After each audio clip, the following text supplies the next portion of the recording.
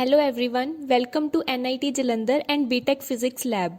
Today we will discuss energy band gap experiment. Before starting with this experiment, one should be familiar with some basic concepts, that is, what are conductors, insulators and semiconductors, what is PN junction diode, meaning of forward and reverse biasing, what is band gap, concept of Fermi level and other basic things related to semiconductors. The aim of our experiment is to determine the energy band gap of a semiconductor by using PN junction diode. This is the apparatus which we will be using to perform this experiment. Here we have a PN junction diode placed inside temperature controlled electric oven.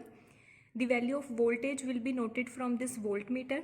The value of current will be noted from this microammeter, and here we have a mercury thermometer which will give the temperature of the oven. What we will be doing basically in this experiment, we will fix the voltage to some particular value, say 1 volt. You can see I have fixed it to 1 volt now. After fixing the voltage, we will switch on the oven. As we switched on the oven, the temperature will start increasing. And when it reaches to 90 degrees Celsius or 100 degrees Celsius, we will switch off the oven. Now as we switched off the oven, the temperature will start falling and we will note down the value of microammeter for every 5 degrees Celsius or 10 degrees Celsius fall in temperature. For example, firstly we note down the value at 100 degrees Celsius, and after that when temperature falls down to 95 degrees Celsius, we will note down the reading of current. Then for 90 degrees Celsius, again we will note down the reading of current, and so on till it reaches the room temperature. The same procedure will be repeated for two other values of voltages. After noting down all the readings, the rest is the calculation part. Here we have temperature in degrees Celsius. We will convert it into Kelvin and write it over here. Then we will calculate 10 cube by T. And after that we will calculate log I. We will divide this column into three parts for V is equal to 1 volt, 2 volt and 3 volt, and will write the corresponding log I over here.